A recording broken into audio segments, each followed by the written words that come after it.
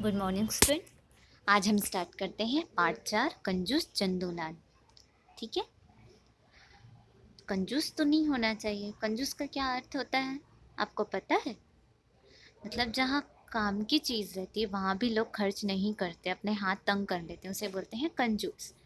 तो इस पार्ट में देखते हैं कि चंदूलाल नामक जो सेठ था वो कैसा कंजूस था। ठीक है।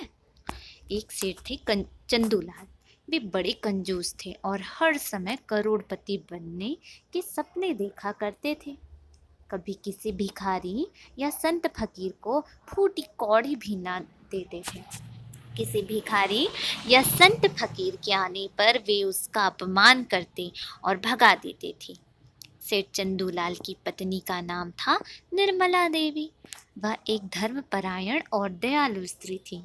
पति से छिपकर वे दान पुण्य करती थी, मंदिर जाती और पड़ोस में जरूरतमंदों की सहायता करती। एक बार की बात है, सेठ जी घर पर नहीं थे। ऐसे में एक साधु महाराज द्वार पर आए तो सेठानी ने आदर पूर्वक उन्हें घर में बैठाया, भोजन कराया और दक्षिणा दी। वह उन्हें विदा करने द्वार पर आई ही थी कि सेठ जी भी वहां आ धमके। वे दोनों को क्रोध से घूरने लगे। निर्मला देवी उन्हें देखकर डर गई और चिंतित होने लगी कि कहीं पतिदेव साधु महाराज का अपमान न कर दे। सेठ जी ने पत्नी को डांटते हुए कहा, मेरे घर में हीरे जवाहरात की कोई खान नहीं है। मेरे मना करने पर भी तुमने ऐसे लोगों को घर में बुलाया। तुमने इन्हें दान दक्षिणा भी दे दी होगी। रुपए पैसे बांटने के स्थान पर हमें अपने व्यापार की उन्नति पर ध्यान देना चाहिए। मेरे खून पसीने से अर्जित धन को तुम यूं ही दोनों हाथों से ना लौटाओ। निर्मला देवी को पति की बातें बड़ी असहज और कटु लगी, परंतु वह विवश थी। साधु महाराज ने मुस्कुराते हुए कहा, मैं सच्चा तपस्वी हूँ। यदि रुपए पैसे ही चाहिए तो मैं तुम्हें माला माल कर दूंगा। बताओ क्या मनोकामना है तुम्हारी? सेठ जी बोले, हीरे मोती जवाहरात के भंडार की चाह है मुझे। साधु ने कागज की पुड़िया से कुछ बीज निकालकर सेठ जी को दिए और कहा, इन्हें जमीन में बो देना। इनसे उगे पौधों में फल लगेंगे जिससे तुम्हारी इच्छाएं पूर्ण होंगी। सेठ जी ने आश्चर्य से पूछा, इनमें फल कब लगेंगे? साधु ने समझाया, ये तभी बड़े होंगे और फले फूलेंगे जब तुम गरीब और ज़रूरतमंदों की मदद करोगे। यदि तुमने इन बीजों को बोने के बाद भी लोगों की सेवा से मुंह मोड़ा तो पौधे बड़े ना होंगे और ना ही उनमें फल लगेंगे। ऐसा कहकर साधु महाराज वहाँ से चले गए। मन में लालच होने के कारण सेठ चंदूलाल साधु की बात मानने को विवश थे। 2-4 दिन व्यतीत हुए और उन्होंने साधु द्वारा दिए गए बीजों को बगीचे में बोया। समय आने पर पौधे उगे और दिनों दिन बड़े होने लगे। उधर सेठ जी के कानों में साधु महाराज के शब्द गूंजने लगे। वे गरीबों और दुखियों की सहायता करने लगे। जैसे जैसे दिन बीतते गए यह सब उनकी आदत में सम्मिलित होता गया। पूरे क्षेत्र में उनकी प्रशंसा होने लगी। लोग उन्हें दुआएं देने लगे। इससे सेठ जी को अपार शांति मिली।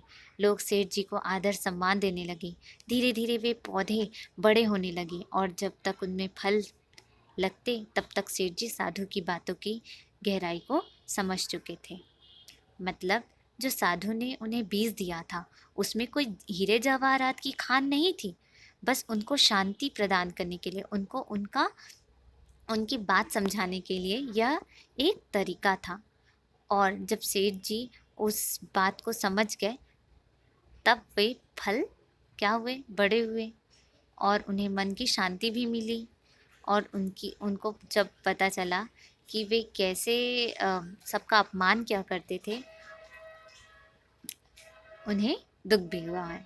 और वे साधु की बात की गहराई को तो पौधे के बड़े होने तक समझ चुके थे। ठीक है। तो कंजूस ही नहीं करनी चाहिए किसी बात पे। आपको जहाँ पर जितनी ज़रूरत है वहाँ पर उतना ही खर्च करने चाहिए। ठीक है। और घर पे आए साधु महाराज या कोई भी दीन दुखियों का अपमान नहीं करना चाहिए।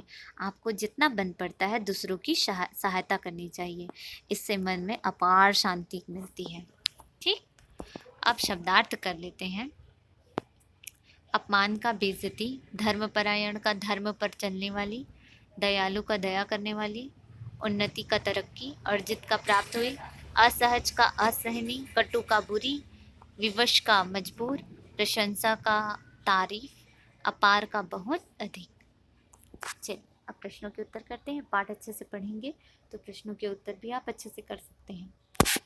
क देखते हैं। सेठ जी हर समय क्या देखा करते थे? क्या देखा करते थे बताइए। तो हम पाठ यहाँ पर देख लेते हैं।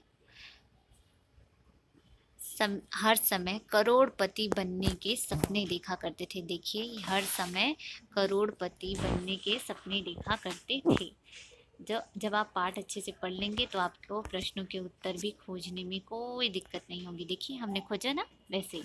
सेठ जी की पत्नी का क्या नाम था और उनका स्वभाव कैसा था? तो सेठ जी की पत्नी का नाम निर्मला देवी था और वो अत्यधिक धर्म परायणा थी। सेठ जी का व्यवहार गरीबों और साधु संतों के प्रति कैसा था? सेठ जी का व्यवहार गरीबों और साधु संतों के प्रति व्यवहार बुरा था, है ना। सेठ जी को बीज देकर साधु ने क्या कहा? तो चलिए, ये इसकी भी थोड़े आंसर लंबे हैं तो हम यहाँ से लिखते हैं। सेठ जी को बीज देते हुए कहा कि ये तभी बड़े होंगे और फलेंगे फूलेंगे जब तुम गरीब और ज़रूरतमंदों की मदद करोगे, है ना।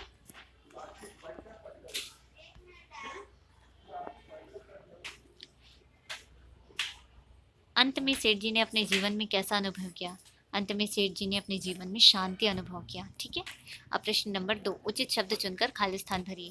ये पीले रंग के जो बॉक्स में दिखाया है, येलो बॉक्स में, इसमें 2 ऑप्शन है, उसमें से एक ऑप्शन जो आपको चूज करके लिखना है। सेठ जी ब्लैंक बनने के सपने देखा करते थे। प्रधानमंत्री या करोड़पति? क्या बनने के सपने देखते थे? करोड़पति। पति से ब्लैंक कर सेठानी दान पुण्य करती थी। मिलकर या छिपकर? छिपकर।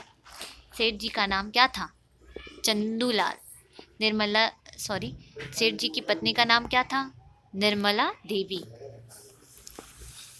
अब है प्रश्न नंबर 3, सही वाक्य के सामने सही और गलत के सामने गलत। सेठ जी को हीरे मोती की बड़ी चाह थी। सही। सेठ जी की पत्नी बहुत कंजूस थी। गलत। साधु ने सेठ जी के भीतर बैठे लालच को उदारता में बदल दिया। सही। सेठ जी भिखारियों को भोजन खिलाया करते थे। गलत। पत्नी का दान पुण्य करना सेठ जी को अच्छा ना लगता था। सही। निम्नलिखित शब्दों को स्त्रीलिंग रूप में लिखिए। ये पुल्लिंग शब्द दिए गए हैं, उसे आप स्त्रीलिंग में बदलना है। ठीक है। जैसे पति का क्या होता है? पत्नी। पुरुष का नारी। सेठ का सेठानी। दादा का दादी। आदमी का औरत। चाचा का चाची। वर्तनी शुद्ध कीजिए। वर्तनी मतलब यहाँ पर अशुद्ध शब्द लिखा है, उसे हमें शुद्ध करके लिखना है।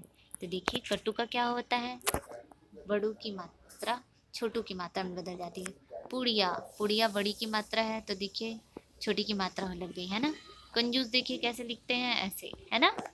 ऐसे ही आपको सबको सुधार के लिखना है। वर्तनी शुद्ध करना मतलब क्या होता है? सुधार कर लिखना। ठीक।